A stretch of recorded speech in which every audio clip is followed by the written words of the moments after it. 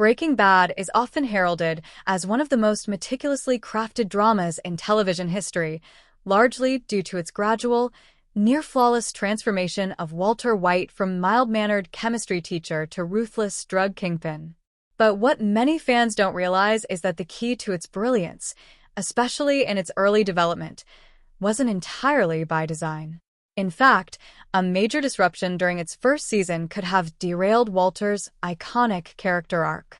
Instead, it became a saving grace. The golden age of TV found a crown jewel in Breaking Bad. Following the groundbreaking influence of shows like The Sopranos, The Wire, and Oz, Breaking Bad arrived during television's golden age, when serialized, cinematic storytelling took center stage. But unlike its contemporaries, Breaking Bad was a slow burn, a calculated evolution of character and consequence. Rather than launching with instant chaos or a grand spectacle, it began with a desperate man in a quiet suburban life, forced to confront death and legacy. This slow descent from Walter White to Heisenberg is part of what made the show extraordinary. Where The Sopranos' Tony Soprano remained largely the same complicated figure throughout, Walter underwent a seismic transformation. He didn't just flirt with villainy, he became its embodiment. And that arc was only possible because the writers had time to let it breathe. The writer's strike that changed everything. Season 1 of Breaking Bad was originally intended to be 9 episodes long.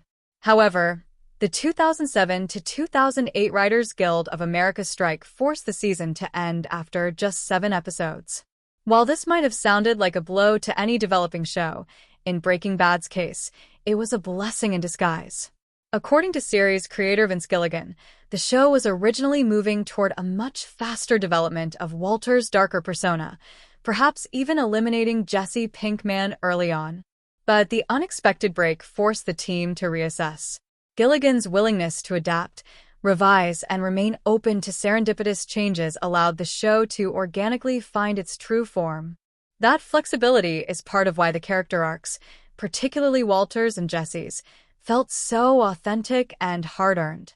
Had the series followed its original, accelerated trajectory, Walter's transformation may have felt rushed, lacking the nuance that made viewers empathize with, recoil from, and ultimately fear him. Walter White's arc was a slow-burn masterpiece.